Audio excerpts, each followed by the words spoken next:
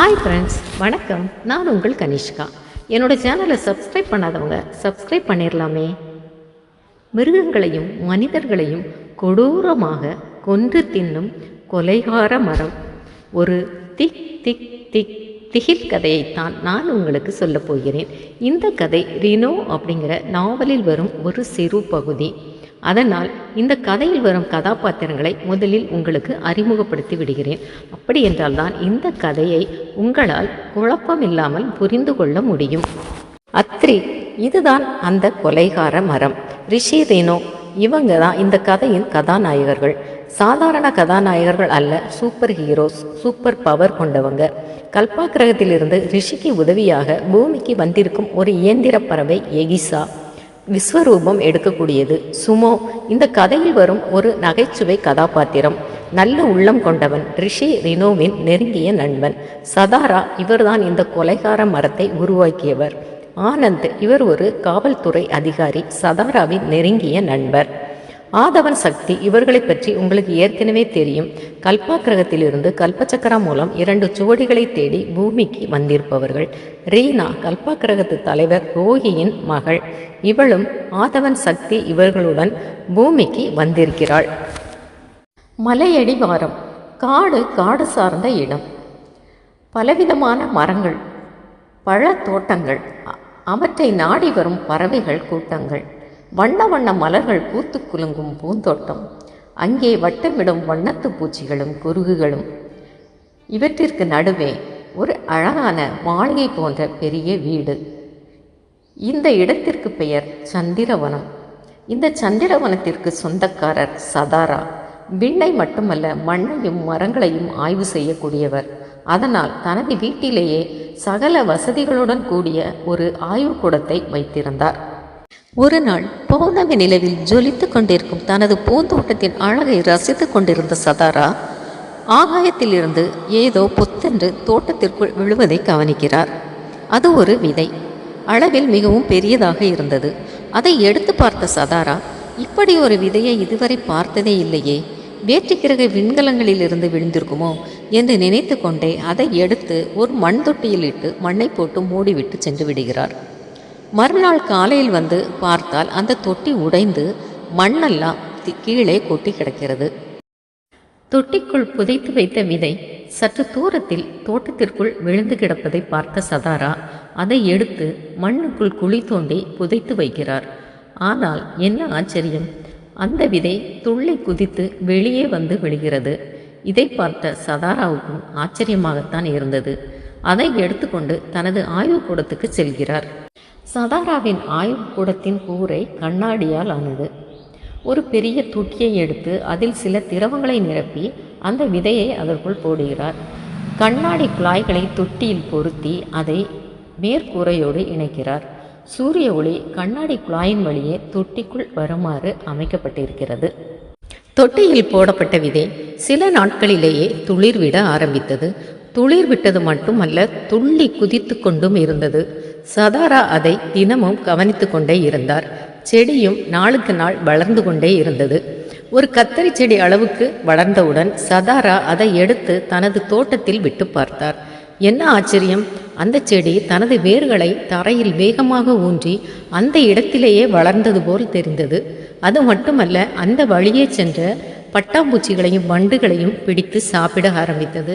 சதாராவுக்கோ ஆச்சரியத்துடன் பயமும் ஏற்பட்டது. உடனே அந்த செடியை எடுத்துக்கொண்டு போய் வேறு ஒரு பெரிய தொட்டியை எடுத்து அதிலே திரவங்களை நிரப்பி அதில் அந்த செடியை போட்டு வைத்தார். அத்ரியை பற்றிய செய்தியை ஆனந்திற்கு தெரிவிக்க வேண்டும் என்று விரும்பிய சதாரா ஆனந்தை சந்திரவனத்திற்கு வருமாறு அழைத்தார். சந்திரவனத்திற்கு வந்த ஆனந்திடம் சதாரா அத்ரியை பற்றின அத்தனை விஷயங்களையும் சொல்கிறாரு. இதை கேட்ட ஆனந்து, ஏற்கனவே மனிதர்களால் உருவாக்கப்பட்ட அசுர மனிதன் ராக்போ. இவன் மனிதர்களை கொடுமைப்படுத்தி கொண்டுட்டு இருந்தான். இவனை ரிஷியும் ரினோவும் தான் அழித்து மக்களை காப்பாற்றினாங்க. இப்போது வேற்று கிரகத்திலிருந்து 2 மனிதர்கள் பூமிக்கு வந்திருப்பதா சொல்லி உலகமே அவங்கள தேடிட்டுருக்கு. இந்த நேரத்தில் நீ உருவாக்கின இந்த அத்ரி இதனால் ஏதாவது விபரீதம் ஏற்பட்டு விடக்கூடாதே அப்படின்னு சொல்கிறாரு. இதை கேட்ட சதாரா, இல்லை அப்படி எந்த விபரீதமும் ஏற்படாத, நான் இந்த அத்திரியை சந்திரவனத்தை விட்டு வெளியில் அனுப்ப மாட்டேன். அப்படி விபரீதம் ஏதாவது ஏற்படுமானா நான் அத்திரியை உடனே அடிச்சிடுறேன் அப்படின்னு சதாரா சொன்ன உடனே ஆனந்த், சரி நீ ஜாக்கிரதையா இரு, நான் வரேன் அப்படின்னு சொல்லிட்டு கிளம்புறாரு.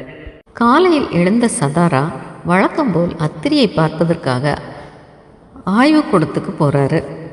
அங்கே கண்ணாடி தொட்டி உடஞ்சி திரவமெல்லாம் தரையில் கொட்டி கிடக்குது. அத்திரி அந்த அறையில் இல்லை. கண்ணாடி ஜன்னல் உடைக்கப்பட்டிருந்துச்சு. அந்த வழியாக தான் அத்திரி வெளியில் போயிருக்கணும்னு நினச்ச சதாரா சந்திரவனம் முழுவதும் தேடுறாரு. எங்கேயுமே அத்திரியை காணோம். ஒவ்வொரு செடியையும் உத்து உத்து பார்க்குறாரு. ஆனால் அவரால் அத்திரியை கண்டுபிடிக்க முடியலை. இதை பார்த்துட்டு இருந்த தோட்டக்காரங்க சதாரா எதையோ தேடுறான்னு நினச்சி, ஐயா என்ன தேடுறீங்க அப்படின்னு கேட்குறாங்க. அவங்கக்கிட்ட அத்திரியை பற்றி சொல்லக்கூடாதுன்னு நினச்சவர், இல்லை ஒன்றும் இல்லை நான் பார்த்துக்கிறேன் அப்படின்னு சொல்லிட்டு ஜீப்பை எடுத்துகிட்டு வெளியில் போகிறாரு. அந்த ஊர் முழுவதும் தேடி தேடி பார்க்குறாரு. எங்கேயுமே அத்திரியை கண்டுபிடிக்க முடியலை. பெரும் சோகத்துடனும் ஒரு கலக்கத்துடனும் சந்திரவனத்துக்கு திரும்புகிறாரு சதாரா. பல நாட்களாகியும் எங்கு தேடியும் சதாராவால் அத்திரியை கண்டுபிடிக்க முடியவில்லை. தன்னால் மட்டும் அத்திரியை தேடி கண்டுபிடிக்க முடியாது என்ற நிலைமை வந்த பிறகுதான் சதாரா அத்திரி காணாமல் போனது பற்றிய செய்தியை ஆனந்திடம் தெரிவிக்கிறார். இதை கேட்ட ஆனந்த் அதிர்ச்சி அடைந்து, நாம் நினைத்தது போலவே விபரீதம் நேர்ந்து விட்டது. சரி, அத்திரியின் செயல்பாட்டை பார்த்துவிட்டு நாம் அடுத்து என்ன செய்யலாம் என்று யோசிக்கலாம். நீ கவனமாக இரு என்று சொல்லிவிட்டு ஆனந்த் அங்கிருந்து கிளம்புகிறார். கண்ணாடி தொட்டியையும் ஜன்னலையும் உடைத்து கொண்டு சந்திரவனத்தில் இருந்து வெளியேறிய அத்திரி மரங்கள் செடிகள் அடர்ந்த பகுதிக்கு சென்றது. மனிதர்கள் நடமாடும் இடத்திற்கு சென்றால் அங்கே தரையில் தனது வேர்களை ஊன்றி செடிகளோடு செடியாய் நின்று கொள்ளும். வண்டுகளையும் பூச்சிகளையும் தின்று வந்த அத்திரி ஆடுகள், முயல்கள் போன்ற சிறு பிராணிகளை சாப்பிட ஆரம்பித்தது. இறுதியாக அத்திரி ஒரு பெரிய மரமாக வளர்ந்தது. சாலையோரம் நிற்கும் மரங்களுக்கு இடையே போய் நின்று கொண்டு அங்கே வரும் மனிதர்களை வளைத்து பிடித்து சாப்பிட்டு எலும்பு துண்டுகளை சிதறவிட்டுவிட்டு அங்கிருந்து நகர்ந்து சென்றுவிடும். ஏதோ காட்டு விலங்குகள் தான் வந்து மனிதர்களை சாப்பிடுகிறது என்று அனைவரும் நினைத்து கொண்டிருந்தார்கள். ஒரு நாள் சாலையில் ஓடிக்கொண்டிருந்த பேருந்து ஒன்று திடீரென்று நின்று விடுகிறது. ஓட்டுநருக்கும் நடத்துனருக்கும் ஒன்றும் புரியவில்லை. புது வண்டி தானே, இதில் என்ன கோளாறு இருக்கும் அப்படின்னு பேசிக்கிட்டே 2 பேரும் கீழே இறங்குறாங்க. அவங்களோட சேர்ந்து சில பயணிகளும் கீழே இறங்குறாங்க. வண்டியெல்லாம் பார்த்தவங்களுக்கு அதில் எந்த கோளாறும் இருப்பதா தெரியலை. என்ன கோளாறும் இல்லையே, அப்படி எதுக்கு வண்டி நின்றுது அப்படின்னு இவங்க பேசிகிட்டு இருக்கும்போது ஒருத்தர், சார் அங்கே பாருங்கள், மேலே கம்பியில் அந்த மரத்தோட கிளை சுற்றி இருக்குது அப்படின்னு சொல்கிறாங்க. அதை இப்படி அங்கே இருக்கிற மரத்தோட கிளை இங்கே வந்து சுற்றுச்சு, ஆச்சரியமாக இருக்கே அப்படின்னு பேசிகிட்டு இருக்கும்போதே ஒருத்தர், நான் ஏறி அந்த கிளையை எடுக்கிறேன் அப்படின்னு சொல்கிறாரு. அது அத்திரி மரத்தோட கிளை அப்படிங்கிறது அவங்களுக்கு தெரியாது. பேருந்து மேல் ஏறி கம்பியில் மாட்டியிருந்த அந்த மரத்தின் கிளையை எடுக்க போனவருடைய எலும்பு துண்டுகள் சில நொடிகளில் சிதறி கீழே விடுகிறது. அது மட்டுமல்ல, அந்த மரத்தின் கீழே நின்ற சில பேரையும் அத்திரி மரம் வளைத்து பிடித்து சாப்பிட்டு விட்டு எலும்பு துண்டுகளை சிதற விட்டுவிட்டு தனது பசி தீர்ந்த திருப்தியில் அங்கிருந்து நகர்ந்து மரங்களிடையே சென்று மறைந்து விடுகிறது. இதை பார்த்த மக்களுக்கோ இதயம் நின்று இரத்தமே உறைந்து விடுவது போல் ஆகிவிடுகிறது. அங்கிருந்து அலறி அடித்து சிதறி ஓடுகிறார்கள். எந்த மரத்தை பார்த்தாலும் கொலைகார மரமாக அவர்களுக்கு தெரிகிறது. இதற்கு பின்புதான் தெரிகிறது, இதுவரை மிருகங்களையும் மனிதர்களையும் கொன்று தின்றது காட்டு விலங்குகள் அல்ல, இந்த கொலைகார மரம்தான் என்று. செய்தி ஊரெல்லாம் அல்ல, உலகமெல்லாம் பரவுகிறது. பத்திரிகைகள், தொலைக்காட்சிகள், சமூக வலைத்தளங்கள் என்று எங்கு பார்த்தாலும் இந்த கொலைகார மரத்தை பற்றிய செய்திதான்.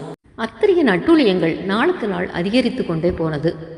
அத்திரி மேல் இருந்த அச்சமும் மக்களிடையே அதிகரித்தது. அத்திரியால் எங்கு வேண்டுமானாலும் செல்ல முடியும்.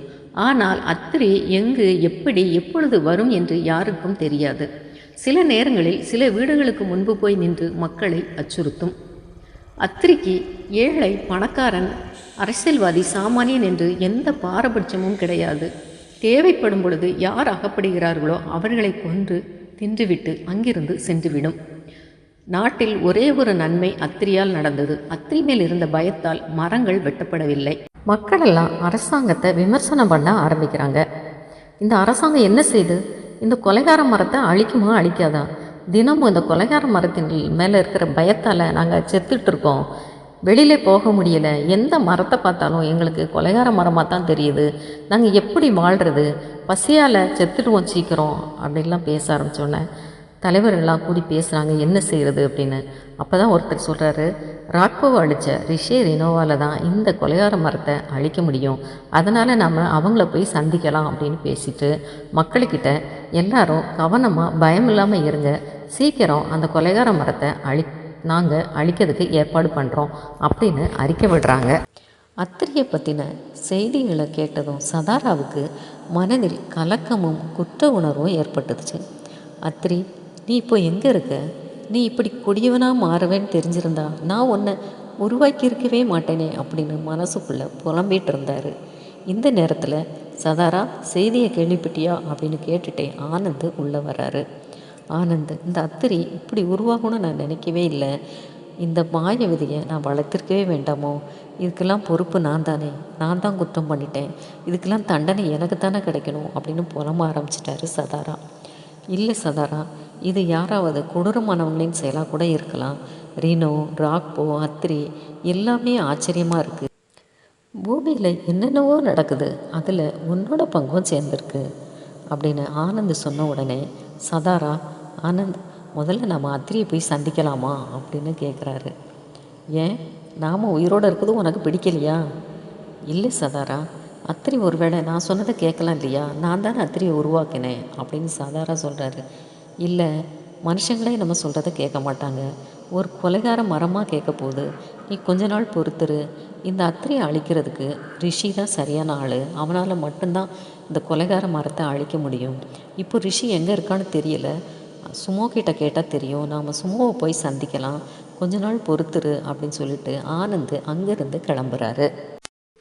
மனமெல்லாம் சோகமும் கவலைகளும் நிறைந்திருந்ததால் சதாராவால் தூங்க முடியவில்லை. இரவு மணி 1. சந்திரவனம் சலனமற்று அமைதியாக உறங்கிக் கொண்டிருந்தது. சதாராவின் கண்கள் மட்டும் இமைமூட மறுத்து கிடந்ததால் அறைக்கு வெளியே யாரோ நடந்து செல்வது கண்ணாடி ஜன்னலில் நிழல் உருவமாக தெரிந்தது. அது யாராக இருக்கும் என்று யோசிக்கும் முன்பு சமையல்காரனின் சத்தம் செவிகளில் வந்து ஒலித்தது. ஏன், யாரது? திருடன் திருடன்! சத்தம் கேட்டு சதாரா அறையை திறந்து வெளியே வந்தார். அங்கு அவர் கண்ட காட்சி இரத்தத்தையே உறைய வைத்தது. கத்திக்கொண்டே வெளியில் வந்த சமையல்காரன் அங்கு 6 அடியில் குரூரமான வடிவத்தில் ஒருவன் நின்றிருப்பதை பார்த்தான். கைகள் கால்கள் மட்டுமல்ல, உடல் அமைப்பே ஒரு ஒழுங்கற்ற வடிவில் இருந்தது. கைவிரல்களும் கால் விரல்களும் வளைந்து நெளிந்து காணப்பட்டன. பெரிய பெரிய கண்களில் கொலைவெறி குடிகொண்டிருந்தது. கோரமான பற்கள் மேலும் கீழும் நீட்டிக்கொண்டிருந்தன. தலையில் முடிகள் ஆங்காங்கே மேல் நோக்கி விரைப்பாக நின்றன. இப்படிப்பட்ட ஒரு கொடூரமான மனிதனை அர்த்தராத்திரியில் பார்த்தால் யாருக்குத்தான் பயம் ஏற்படாது? சமையல்காரனும் பயத்தில் அலற வாயை திறந்தான். ஆனால் அதற்கு வாய்ப்பு கொடுக்காமல் அந்த கொடூர மனிதன் அவனது கழுத்தை ஒரு கையின் விரல்களாலேயே சுற்றி பிடித்து இறுக்கி கொன்றுவிட்டு நிமிர்ந்தவன் சதாராவை பார்த்து விட்டான். அடுத்து தன்னைத்தான் கொல்ல வருகிறான் என்று எண்ணிய சதாரா அங்கிருந்து தப்பி ஓட ஆரம்பித்தார். அந்த மனிதன் சதாராவை பின்தொடர்ந்தான். சதாரா ஜீப்பை எடுத்துக்கொண்டு வேகமாக சந்திரவனத்தை விட்டு வெளியேறினார். ஆனால் அந்த கொடூர மனிதனும் ஜீப்பை பின்தொடர்ந்தான். இறுதியில் ஜீப்பை பிடித்து அதை அப்படியே தலைகீழாக கவிழ்த்து விட்டான். ஜீப்பை அடியில் மாட்டிக்கொண்ட சதாரா நம் கதை இன்றோடு முடிந்தது என்று நினைத்தார். ஆனாலும் உயிரின் மேல் உள்ள ஆசையால் உடலை மெதுவாக இழுத்து தலையை நீட்டி அந்த கொலைகாரன் நிற்கிறானா என்று பார்த்தார். அவன் அந்த இடத்தில் இல்லை என்று தெரிந்ததும் ஓசையின்றி மெதுவாக எழுந்து அறையில் இருந்த பள்ளத்தில் இறங்கி செடிகளின் மறைவில் அமர்ந்து கொண்டு மேலே பார்த்தார். அந்த மனிதன் ஜீப்பின் மறுபக்கம் நின்று கொண்டிருப்பது தெரிந்தது. குளிரில் உடலெல்லாம் நாட்டியமாடியது. மெல்லிய ஓசை எழுப்பினாலும் பரலோகம்தான். இரவு வேளை பாம்பு தேள் வந்து கடித்தாலும் தெரியாது. மரணத்தின் பிடியில் சிக்கிய மனிதனாய் துடித்து கொண்டிருந்தார். மெல்ல மெல்ல இருள் மறையத் தொடங்கிய நேரம். ஏற்கனவே பனியிலும் குளிரிலும் பாதி உறைந்திருந்த சதாரா அந்த மனிதன் என்ன செய்கிறான் என்று நிமிர்ந்து பார்த்தவருக்கு மூச்சே நின்று விட்டது போல் இருந்தது. கொடூர மனித வடிவில் நின்றிருந்தவன் விடியத் தொடங்கியதும் அவனது கால் விரல்கள் மடமடவென்று நீளத் தொடங்கி மரத்தின் வேர்கள் போலானது. உடல் விரிந்து நெடுநெடுவென வளர்ந்தது. கைகளும் கை விரல்களும் நீண்டு கிளைகளாயின. சிறிது நேரத்தில் அவன் ஒரு மரமாக மாறினான். இந்த காட்சியை கண்ட சதாரா அத்திரி என்று சொல்ல வாயசைத்தவாறே மயக்கமுற்றான். சிறிது நேரத்தில் அத்திரி அந்த இடத்தை விட்டே மறைந்து விட்டது. காலை நேரத்தில் அந்த வழியே வந்த ஆனந்த் சதாராவோட ஜீப்பு கவிழ்ந்துருக்கிறத பார்த்துட்டு சதாராவுக்கு ஏதோ விபத்து ஏற்பட்டிருக்குன்னு நினச்சி ஓடி வந்து சதாராவுக்கு என்ன ஆச்சுன்னு தேடி பார்க்குறாரு. சதாரா ஜீப்புக்குள்ளே இல்லைன்னு உடனே ஜீப்புக்கு அடியிலையும் சுற்றியும் பார்க்குறாரு. எங்கேயுமே சதாராவை காணணுன்னே சதாராவுக்கு என்ன ஆயிருக்கும் அப்படின்னு நினச்சி சுற்றுமுற்றும் பார்க்குறாரு. அங்கே ஒரு பள்ளத்தில் சதாரா மயக்கமாகி கிடக்கிறத பார்த்த உடனே ஓடி போய் சதாராவை தூக்கி நிமிர்த்தி அவர் கன்னத்தில் தட்டி சதாரா சதாரா அப்படின்னு கூப்பிடுறாரு. ஆனந்தின் குரலை கேட்ட உடனே கண் விழிச்ச சதாரா சுனாமி ஆபத்துலேருந்து மீண்டு வந்தது மாதிரி உணர்றாரு. சதாரா என்ன ஆச்சு, இந்த விபத்து எப்படி நடந்துச்சு அப்படின்னு ஆனந்த் கேட்குறாரு. ஆனந்த் அந்த அத்திரி அப்படின்னு சொல்லும் பொழுதே அத்திரியோட பேரை சொல்லும் பொழுதே சதாராவுக்கு உடம்பெல்லாம் நடுங்க ஆரம்பிக்குது. அத்திரியா, ராத்திரி நேரத்துலையா அப்படின்னு ஆனந்த் கேட்ட உடனே ஆமாம் ஆனந்த், அவன் சாதாரணமானவன் இல்லை, இரவில் ஒரு கொடூரமான மனுஷனாகவும் பகலில் கொலைகார மரமாகவும் மாறக்கூடியவன். அவன் எனது சந்திரவனத்தில் பலரை கொண்டுட்டான். நானும் அவனது கொலைவெறிக்கு ஆளாகி இருப்பேன், ஆனால் எப்படியோ தப்பிச்சிட்டேன் அப்படின்னு சொன்ன உடனே சரி இரு வா முதல்ல போகலாம் அப்படின்னு சொல்லி 2 பேரும் சந்திரவனத்துக்கு வராங்க. அங்கே வாயிலேயே காவல்காரன் இறந்து கிடக்கான். அடுத்து 2 தோட்டக்காரங்க, அடுத்து சமையல்காரன், இப்படி வரிசையாக அத்திரியால் கொலை செய்யப்பட்டு கிடந்தாங்க. ஆனந்த் அத்திரியோட செயலை பார்த்தியா, இதுபோல் இன்னும் அவனால் எத்தனை பேர் பாதிக்கப்பட போகிறாங்களோ, நான் எவ்வளோ பெரிய தவறை செஞ்சுட்டேன் ஆனந்த், இதுக்கெல்லாம் காரணம் நான் தான், எனக்கு தான் தண்டனை தரணும் அப்படின்னு சதாரா புலம்ப ஆரம்பிக்கிறார். சதாரா அமைதியார், முதல்ல அத்திரியை அழிக்கணும், அதுக்கு முன்பு மக்களுக்கு அவனை பற்றி நாம் தெரியப்படுத்தணும், பத்திரிக்கைக்காரங்களெல்லாம் நான் வர சொல்லியிருக்கேன், அவங்கக்கிட்ட நான் சொல்கிற விஷயத்தை மட்டும்தான் நீ சொல்லணும் அப்படின்னு ஆனந்த் சொன்னதும் சரி நீ சொல்கிறத நான் கேட்குறேன் அப்படிங்கிறாரு. சிறிது நேரத்தில் சந்திரவனம் முழுவதும் கேமராக்களின் ஒளி பளிச்சுன்னு சிதற ஆரம்பிக்குது. சதாராவையும் ஆனந்தையும் நோக்கி கேள்வி கணைகள் தொடுக்கப்படுகிறது. சார், இந்த கொலையெல்லாம் எப்படி நடந்துச்சு, யார் சார் இத்தனை பேரையும் கொண்டது, இவங்க கொலை செய்யப்பட்டதை நீங்கள் பார்த்தீங்களா சார், இப்படி கேள்விகள் ஒவ்வொன்றாக அடுக்கப்பட்டன. தொடர்ந்த கேள்வியில் ஆனந்த் இடம் மறித்து உங்கள் கேள்விகளுக்கு மட்டும் இல்லை நடந்த எல்லாத்தையும் மிஸ்டர் சதாரா உங்களுக்கு சொல்லுவார் அப்படின்னு சொல்கிறாரு ஆனந்த். சதாராவின் வார்த்தைகளில் நடுக்கமும் பயமும் கலந்திருந்தது. அத்திரி சந்திரவனத்திற்குள் நுழைந்தது முதல் தனது ஜீப்பை கவிழ்த்தது வரை அனைத்தையும் சொல்லிவிட்டு சற்று அமைதியானார் சதாரா. அப்புறம் என்ன சார் ஆச்சு, நீங்கள் எப்படி அந்த கொலைகாரன்றது தப்பிச்சிங்க அப்படின்னு மீண்டும் கேள்விகள் சதாராவை பார்த்து கேட்கப்பட்டது. நான் ஒரு பள்ளத்தாக்கில் செடிகளுக்கு நடுவே மறைச்சிருந்தேன். அப்போ அவன் என்ன தேடினான், என்ன காணல உடனே கோபத்தில் கத்தினான். டேய், நான் தான் அத்திரி, நான் இந்த பூமியில் உள்ள மக்களெல்லாம் அழிக்க வந்திருக்கேன், அனைவரும் அழிச்சிட்டு எங்கள் கிரகத்தில் உள்ளவங்களாம் இங்கே வருவாங்க, மனுஷங்களால் எங்களை ஒன்றும் செய்ய முடியாது, இப்படி ஏதேதோ புலம்பி கொண்டிருந்தான். நிச்சயம் அவன் வேற்று கிரகத்துலேருந்து தான் வந்திருக்கணும். விடிகிற அதிகாலை நேரத்தில் அவன் கொலைகார மரமாக மாறி அந்த கொடூரமான நிகழ்ச்சியை கண்டு தான் நான் மயக்கமாயிட்டேன். நடந்த நிகழ்ச்சிகளோடு ஆனந்த் சொல்லி கொடுத்ததையும் சேர்த்து சொன்னார் சதாரா. சதாரா சொல்லி முடித்தவுடன் கேள்விகள் மீண்டும் தொடர்ந்தன. சார், அவன் வேற்று கிரகத்து மனுஷன் தானா, அவன் பேர் அத்திரியா சார், அதை எப்படி சார் ஒரு மரம் மனுஷனாக மாற முடியும், நீங்கள் சொல்கிறது அழகான கற்பனை கதை மாதிரிலாம் இருக்குது சார், அவன் இப்போ எங்கே சார் இருப்பான். இந்த கேள்விகளுக்கெல்லாம் முற்றுப்புள்ளி வைக்க நினைத்த ஆனந்த், நண்பர்களே, நடந்தது எல்லாவற்றையும் தெரிந்து கொண்டீர்கள். அந்த கொலைகார மரத்தை பற்றி ஏற்கனவே அனைவருக்கும் தெரியும். இப்பொழுது இந்த அத்திரியால் எங்கு வேண்டுமானாலும் யாருக்கு வேண்டுமானாலும் ஆபத்து ஏற்படலாம். முதலில் அதை போய் மக்களுக்கு தெரியப்படுத்துங்கள், மற்றதை நாங்கள் பார்த்து கொள்கிறோம், நன்றி, நீங்கள் போகலாம் அப்படின்னு சொல்லி அவர்களுக்கு அவர் விடை கொடுத்து அனுப்பினார். ரிஷி வந்தானா, அத்திரி அழிக்கப்பட்டானா? சில நாள் காத்திருங்கள், அடுத்த எபிசோடில் பார்க்கலாம். மக்களை, நீங்களும் கவனமாக இருங்கள், அத்திரி எங்கு வேண்டுமானாலும் நடமாடலாம். நன்றி, வணக்கம். தென்காசி கனிஷ்கா சேனலை லைக் பண்ணுங்க, சப்ஸ்கிரைப் பண்ணுங்க. இல்லைனா இந்த அத்திரி நைட் உங்க முன்னாடி வந்து நிற்பேன்.